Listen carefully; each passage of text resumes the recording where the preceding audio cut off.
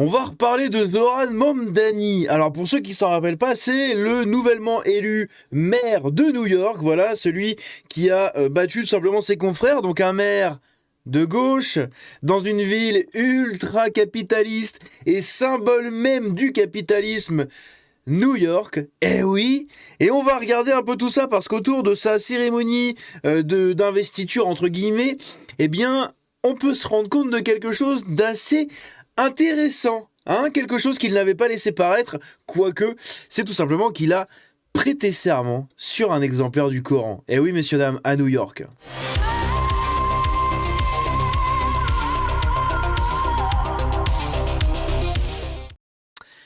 Donc notre cher Zoran Mamdani a prêté serment sur un exemplaire du Coran, à New York même, là où 24 ans avant, les lecteurs du Coran ont fait des choses pas jolies, hein, et ceux qui appliquaient ce qui était dans le Coran, ils n'ont pas fait des trucs jolis. Mais le pire, c'est que ça s'est pas arrêté là, en fait. Eh non, ça a été bien plus loin symboliquement, et c'est ce qu'on apprend sur cet article ici, résumé par F de Souche, que je vais vous lire vite fait. Le démocrate Zoran Mamdani a été élu du coup en novembre dernier sur un programme de gauche, hein, c'est même de l'ultra-gauche, et une opposition frontale à Donald Trump, et il est devenu officiellement jeudi maire de New York où de nombreux défilés l'attendent. Lors d'une brève cérémonie organisée dans une station de métro historique de Manhattan, l'élu de 34 ans a prêté serment devant Laetitia James, donc à gauche là, procureur de l'État de New York et ennemi personnel du président américain qu'elle avait déjà fait condamner pour fraude en 2024. Donc, il prête serment comme ça, avec déjà en premier lieu la procureure qui est déjà une ennemie de Trump et qui l'a déjà fait condamner. Voilà, donc ça vous donne déjà une ambiance, n'est-ce pas ? Premier maire musulman de la ville, il a juré sur un exemplaire du Coran tenu par sa femme, l'artiste Rama Douadji. Donc juste ici à droite, hein, c'est une indienne je crois, juste à droite. Et le pire, c'est après, enfin le pire, c'est pas le pire, mais c'est toujours un truc en plus. Donc il a prêté serment sur le Coran, du coup, une édition du Coran, ayant appartenu à une figure intellectuelle de Harlem, Arturo Schomburg, je sais pas comment on prononce, écrivain et historien, pionnier de l'histoire des Noirs américains, mort en 1938. Et lui, il l'a dit, c'est véritablement l'honneur et le privilège d'une vie, a-t-il déclaré. Donc, il prête serment sur un Coran avec la procureure de l'État de New York, qui est une ennemie personnelle de Trump, avec sa femme, et l'édition du Coran sur laquelle il pose sa main est une édition ayant appartenu à un historien pionnier de l'histoire des Noirs américains. Bon, autant vous dire que la messe est dite pour New York, littéralement, et encore une fois, ce n'est pas tout. Eh oui, ce n'est pas tout. C'est pas fini. Si vous avez été attentif sur la miniature, vous avez peut-être vu quelque chose. On va voir après. Donc ici, on a quelqu'un qui nous dit il a nommé l'avocat du commando de machin. Hein, je vous invite à regarder parce que si je dis ce nom-là, bon, hein, globalement, voilà. Comme conseiller juridique à la mairie de New York. Alors, je sais pas si c'est une vraie info. J'ai eu la flemme de chercher, de trouver, etc. Je sais pas si c'est vrai, hein. Mais admettons que ce soit. On va partir du postulat de base que ce soit vrai. En tout cas, c'est très possible vu comment il veut organiser la politique à New York. C'est clairement du communisme islamo-gauchiste, littéralement, hein, c'est la compatibilité avec tous ces trucs-là. Donc franchement, ça m'étonnerait même pas, en fait. Ça m'étonnerait même pas qu'un des mecs comme ça, rien que pour la symbolique de ces gens-là, en fait.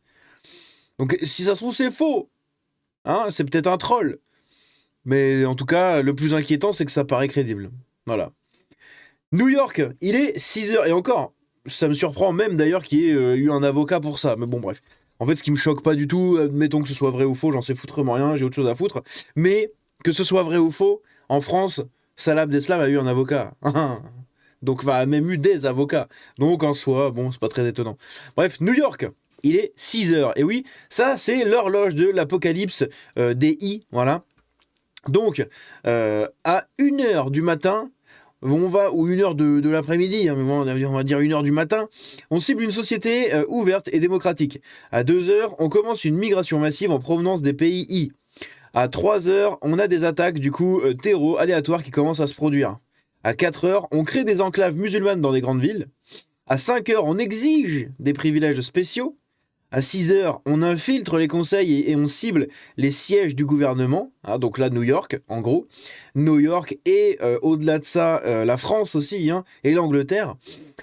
7h, on affirme sa domination avec des tactiques comme la prière dans la rue. Hein, c'est ce qu'on voit partout. À 8h, on crée un parti de l'islam dans la démocratie. À 9h, on utilise les lois contre l'islamophobie pour réprimer la liberté d'expression. À 10h, les attaques terres augmentent. À 11h, on provoque une guerre civile dans le pays hôte. Et à midi, messieurs, dames, nous établissons la Sainte Charia.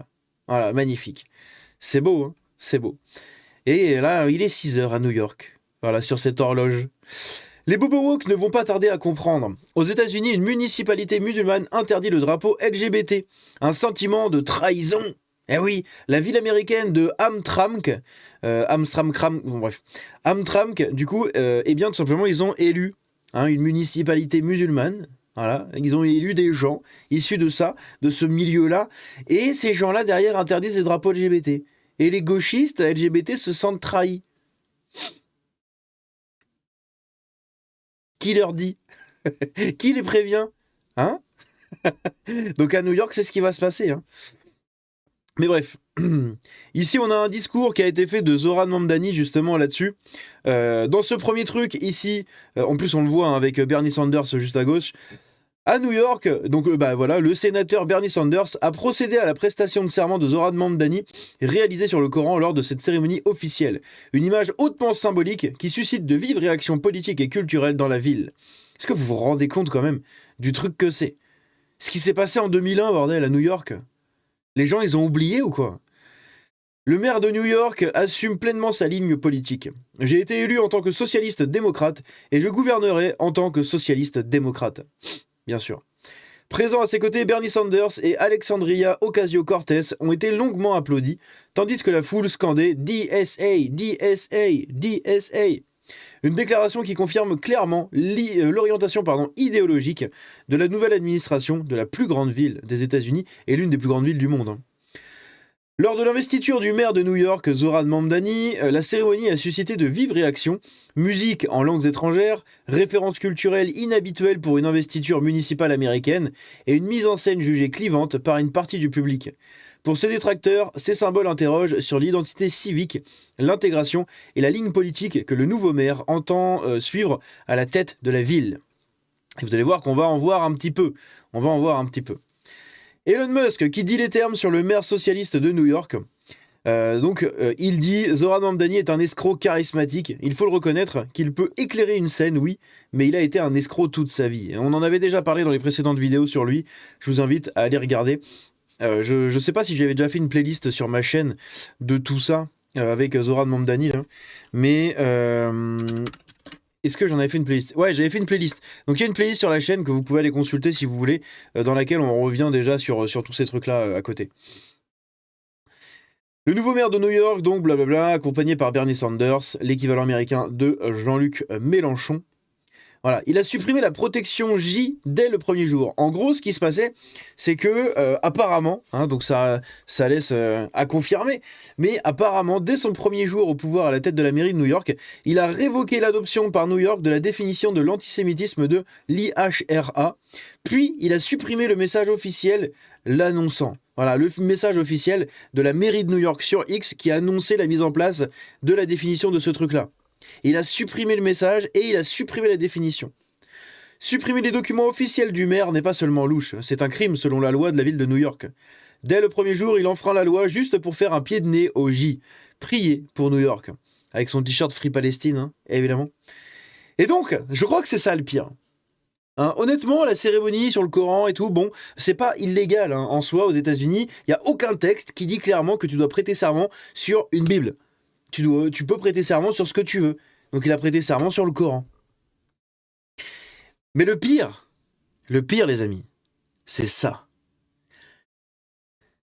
48 heures après la prise de fonction du maire de New York, le One World Trade Center, est éclairé aux couleurs de l'islam. 24 ans après les trucs que vous savez très bien du 11 septembre, la messe est dite pour New York. Et c'est pas uniquement l'antenne du One World Trade Center qui a été illuminé, c'est des bâtiments dans la ville. Voilà, des bâtiments municipaux. C'est un truc de fou, parce que ça célèbre tout simplement le mois des musulmans, etc. Le World One Trade Center à New York a été éclairé en vert pour célébrer le Muslim American Heritage Month, donc le mois de l'héritage américain des musulmans, en gros, un truc comme ça, des musulmans américains, pour rappeler l'apport des musulmans à la civilisation américaine. Et regardez ça, c'est hautement, mais alors hautement symbolique, bordel de merde. Surtout ça. Surtout ça. C'est ouf, comment des gens... c'est un truc de malade. Comment des gens ont pu laisser passer ça, sans déconner? Comment il y a des gens, là-bas, à New York, on le sait qui a voté pour lui, mais le pire, c'est que vous avez quand même beaucoup de J qui ont voté pour lui, tout en sachant très bien ce qu'il y avait derrière. Donc là, je vous laisse toutes vos théories complotistes, etc. Mais c'est quand même un truc de fou. C'est un truc de fou. Et ici, pareil, on a une des premières hypocrisies. Rappelez-vous, dans son programme qu'on avait déjà vu, il voulait tout simplement rendre gratos en fait les transports. Comme beaucoup de maires communistes, ils veulent rendre les transports gratos pour tout le monde, etc. Eh bien, manque de peau. En ce janvier 2026, le ticket, le prix des tickets augmente de 3 $. Malgré la promesse de Zoran Mamdani de les rendre gratuits. Voilà, ça prend 3 $. Donc autant vous dire que ça fait quand même un sacré budget en plus. Et ici, on a quelqu'un qui nous dit tout simplement, donc c'est à New York, une proche de Mamdani, la nouvelle responsable des locations à la mairie, voilà, affirme vouloir abolir la propriété individuelle et prévient que les Blancs seront particulièrement touchés. On va écouter ça. I think the reality is that for centuries we've really treated property as an individualized good and not a collective good, and we are going to transitioning to treating it as a collective good and towards a model of shared equity will require that we think about it differently, and it will mean that families, especially white families, but some POC families who are homeowners as well, are going to have a different relationship to property than the one that we currently have. C'est incroyable, c'est incroyable. Bref, je crois que la messe est dite pour New York. Et encore une fois, moi, ce qui m'a le plus choqué, c'est ça. Je vous le mets en grand écran, mais franchement, ça fait peur, quoi. Franchement, ça fait peur. Là, tout le monde va dire, oui, mais c'est juste une couleur, on s'en bat les couilles. Non. C'est pas juste une couleur, ça commence par une couleur. Ça commence par un serment prêté sur un Coran. Et après, ça finit à l'application de son programme. Rappelez-vous, désarmer la police pour créer une police de proximité dans les quartiers. Littéralement, les polices communautaires. C'est ce qui s'est passé en Angleterre. En Angleterre, vous avez des tribunaux islamiques dans les villes. Après, le fonctionnement de l'Angleterre sur l'immigration est totalement différent que, par exemple, la France et même l'Europe en général et les États-Unis. C'est-à-dire qu'en Angleterre, ils font de l'immigration sur la communautarisation. Voilà. C'est-à-dire qu'ils accueillent les gens, non pas... Enfin, en tout cas, c'est ce qui s'est toujours passé pendant des années et des années et des années, depuis l'indépendance de l'Inde, notamment...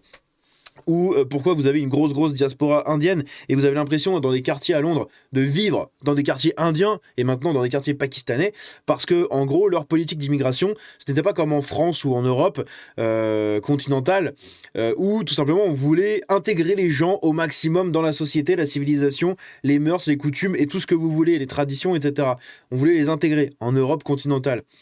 Le fonctionnement de l'Angleterre a été totalement différent, déjà parce que leur histoire est vachement universaliste. Ils ont des racines très mélangées, encore plus que la France, c'est dire. Et c'est surtout qu'à côté de ça, ils ont une culture bien différente sur la vision qu'ils ont des peuples. Parce que, rappelons-le, qu'ils ont le Commonwealth.